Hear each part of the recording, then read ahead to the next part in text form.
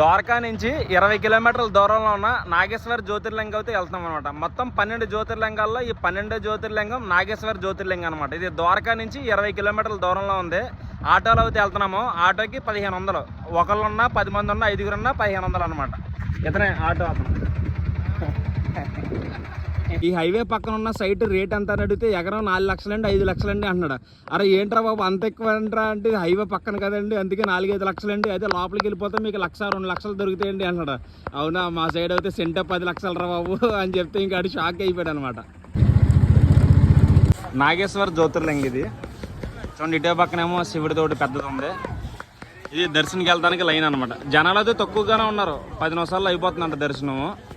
So ఈ లైన్లో నుంచి మనం దర్శనంకి వెళ్ళాలి. పుల్లోకి అయితే వెళ్తున్నాము చూడండి. సత్యబాబాకి దర్శనం అయితే 5 మినిట్స్లో అయితే దర్శనం అయిపోయింది. మనం లోపలికి వెళ్ళి అభిషేకం చేయించుకోవాలంటే 500 రూపీస్ పెట్టి టికెట్ తీసుకోవాలి.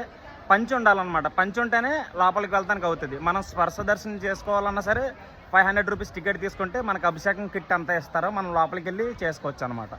సో ఇది టెంపుల్ బ్యాక్ సైడ్ వ్యూ. ఇది చూడండి నాగేశ్వర జ్యోతిర్లింగం టెంపుల్ లోపల అనమాట. ఇది నాగేశ్వర జ్యోతిర్లింగం టెంపుల్ లోపల. సో ఇక్కడ ఫోన్ అయితే తీసుకెళ్ళచ్చు లోపలికి. ఫోన్ అలౌడ్ ఉంది. ఫొటోస్ కూడా తీసుకోవచ్చు శివలింగానికి.